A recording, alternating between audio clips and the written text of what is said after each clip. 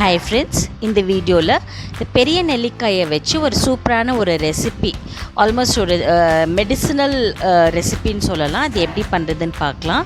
இந்த தேன் நெல்லிக்காய் வந்து நமக்கு நிறைய விஷயத்தில் ஹெல்ப் ஆகும். நம்ம ஃபேஸ் டல்லாக இருந்தாலோ இல்லை blemishes, scars, pigmentation, wrinkles, premature greying, hair loss இதுக்கெல்லாம் ஹெல்ப் ஆகும். இதுக்கெல்லாம் மட்டும் இல்லாமல் நமக்கு அசிடிட்டி, அல்சர், கான்ஸ்டிபேஷன், அப்புறம் டயர்ட்னஸ், ஃபெட்டிக், ஜாயிண்ட் பெயின்ஸ் இதெல்லாம் மட்டும் இல்லாமல் ஹீமோக்ளோபின் லெவல்ஸ் இன்க்ரீஸ் பண்ணும், பிளட் ப்ரொடக்ஷனையும் பாடியில் இன்க்ரீஸ் பண்ணும். இதுக்கு எல்லாமே இது ஒரு சூப்பரான மெடிசன்னு சொல்லலாம். இது வீட்லேயே சிம்பிளாக எப்படி பண்ணுறதுன்னு பார்க்கலாம். வெல்கம் டு மை சேனல் சுதாவின் இல்லம், ஆல் அபவுட் லைஃப். நான் ஒரு 350 grams ஆஃப் நெல்லிக்காய் நல்லா கழுவி தொடச்சி கொஞ்சம் கூட ஈரம் இல்லாமல் ஒரு இட்லி வெசலில் வச்சு ஒரு 13 minutesக்கு ஸ்டீம் பண்ணுறேன்.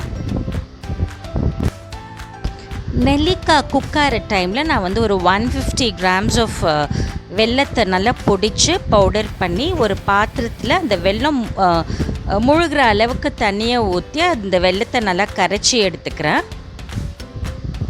இந்த ஸ்டேஜில் அந்த வெல்லம் கரைஞ்சால் போதும், பாகெல்லாம் ஒன்றும் தேவையில்லை.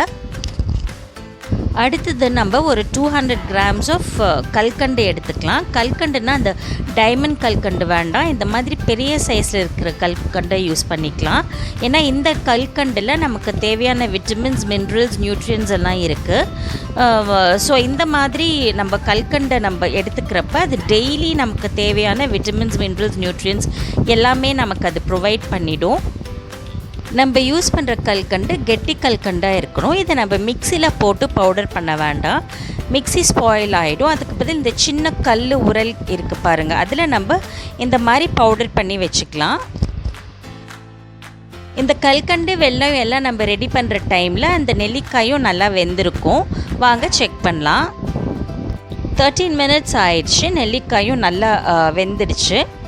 இப்போ இதை ஆற வச்சிடலாம் ஒரு பிளேட்டில் போட்டு. அது ஆறினப்புறம் இந்த மாதிரி ஒரு ஃபோக் வச்சு எல்லா சைடும் பியர்ஸ் பண்ணி ஹோல்ஸ் பண்ணி விட்டுடலாம். அப்போ தான் அந்த வெல்லம் அண்ட் கல்கண்டு சிரப் இதுக்குள்ளே நல்லா இறங்கும். இந்த பவுடர் கல்கண்டை ஒரு கடாயில் போட்டுக்கலாம். அதோட கரைஞ்சிருக்கிற வெல்லத்தையும் ஃபில்டர் பண்ணி விட்டுடலாம். இப்போ அந்த கல்கண்டு நல்லா கரைஞ்சி இந்த வெல்லமும் கல்கண்டும் நல்லா மிக்ஸ் ஆகி ஒரு சொல்யூஷனாக ரெடி ஆகணும்.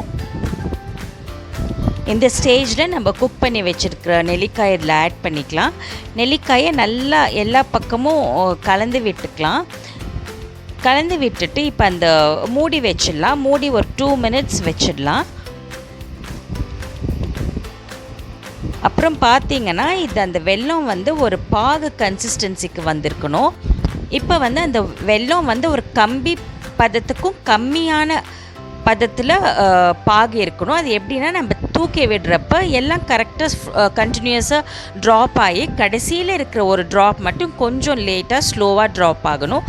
அதுதான் கரெக்டான பாகு கன்சிஸ்டன்சி. இப்போ அதை அப்படியே 24 hours அப்படியே ஊற விட்டுடலாம். 24 hours கழித்து ஒரு நாள் கழித்து பார்த்தோன்னா அது நல்லா நெல்லிக்காய் வந்து இந்த சிரப்பை நல்லா அப்சார்ப் பண்ணியிருக்கும். நெல்லிக்காயும் நல்லா சாஃப்டாக கலர் மாதிரி இருக்கும். இந்த ஸ்டேஜில் நம்ம சாப்பிட்டோன்னா அது அவ்வளோ டேஸ்டியாக சாஃப்டாக இருக்கும். இந்த மாதிரி பண்ணி நம்ம டெய்லி ஒரு நெல்லிக்காயை சாப்பிட்டாலும் நம்ம உடம்புக்கு அவ்வளோ நல்லது. இந்த தேன் நெல்லிக்காய் ரெசிபியை நீங்களும் உங்கள் வீட்டில் ட்ரை பண்ணி பாருங்கள். இந்த வீடியோ உங்களுக்கு ஹெல்ப்ஃபுல்லாக இருந்ததுன்னா லைக், கமெண்ட், ஷேர் பண்ணுங்கள். அப்படியே என் சேனல் சுதாவின் இல்லம், ஆல் அபவுட் லைஃப்க்கு சப்ஸ்கிரைப் பண்ணிவிட்டு பக்கத்தில் இருக்கிற சின்ன பெல் ஐக்கனையும் ஹிட் பண்ணிவிடுங்க. தேங்க்ஸ் ஃபார் வாட்சிங். ஸ்டே டியூன் டு சுதாவின் இல்லம், all about life. Bye till we meet again.